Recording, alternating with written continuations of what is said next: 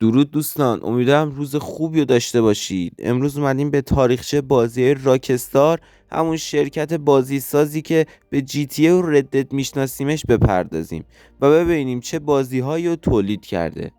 بدون معطلی بزنید بریم سراغ ویدیو. اولین بازی راکستار جی تی ای 1 بود که سال 1997 منتشر شد.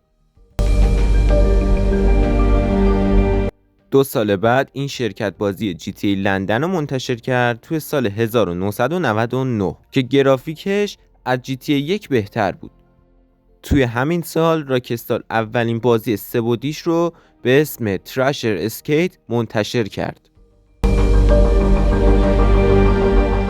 بعدش تو این سال بازی جی تی ای 2 رو منتشر کرد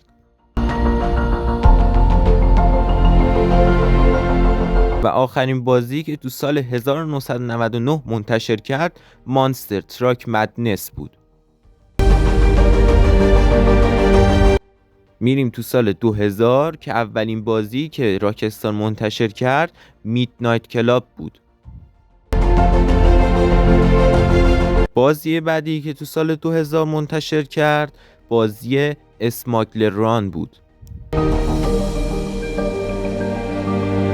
میریم تو سال 2001 و راکستار تو این سال 4 تا بازی معرفی میکنه که اولیش مکس پین 1 بود. بازی بعدی که منتشر شد جی تی ای 3 بود.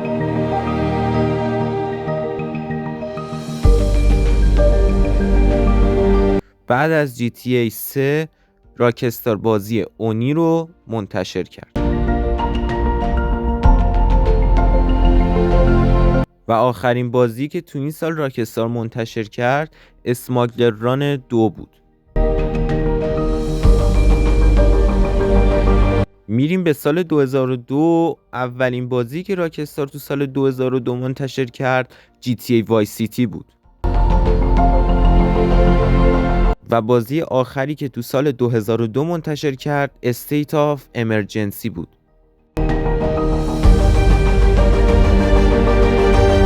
خب میریم تو سال 2003 و اولین بازی که راکستار منتشر میکنه میدنایت کلاب 2 بود. بازی بعدی که راکستار تو این سال منتشر کرد منهانت بود.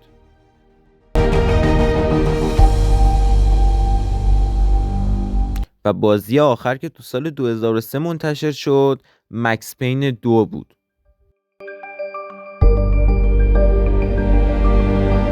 میریم تو سال 2004 و راکستار تو این سال 3 تا بازی منتشر کرد که اولیش جی تی ای سن اندرس بود.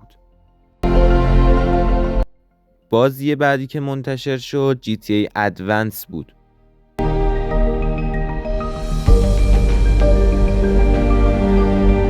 بازی آخری که تو سال 2004 راکستار منتشر کرد به اسم ردد ریوالور بود. تو سال 2005 اولین بازی که راکستار منتشر کرد جی تی ای لیبرتی سیتی استوریز بود. بعد از این بازی تو سال 2005 میدنایت کلاب 3 اومد.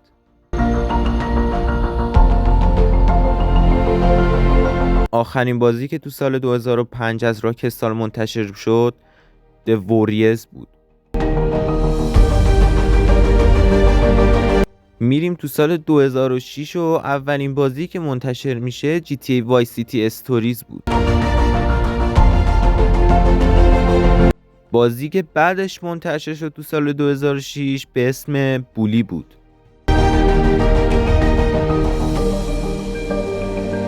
و آخرین بازی که تو سال 2006 راکستار منتشر کرد به اسم تیبل تنیس بود. میریم تو سال 2007 و اولین بازی که منتشر میشه منهانت 2.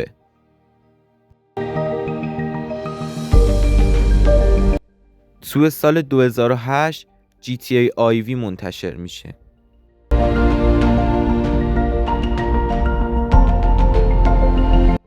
بازی بعدی که تو این سال منتشر میشه میدنایت کلاب لس آنجلس بود و چند ماه بعد تو این سال راکستار DLC این بازی رو منتشر میکنه. بازی بعدی تو سال 2009 هستش به اسم GTA Chinatown Wars و تو این سال 2 تا DLC واسه GTA IV میسازه. دیگه راکستار خیلی گشاد میکنه و هر سال به جای اینکه 3 تا بازی بده یه دونه منتشر میکنه که تو سال 2010 Red Dead Redemption بود.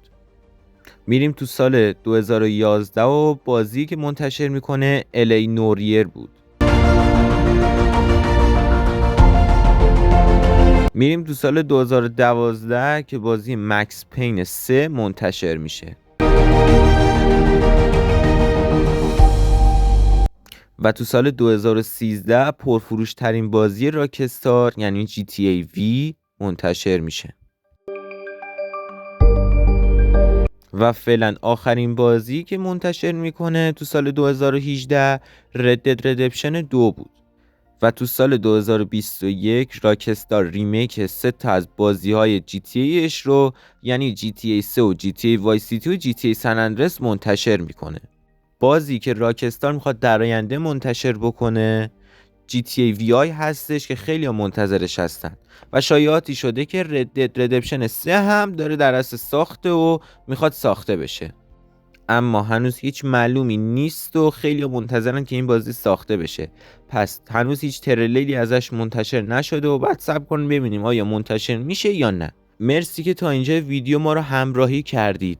اگر این ویدیو خوشتون اومد حتما لایک و ساب کنید که یه حمایتی از من بشه و تو کامنت ها بنویسید بازی مورد علاقتون از راکستار چیه و ویدیو بعدیمو در مورد چی باشه. تا ویدیو بعدی، بدرود.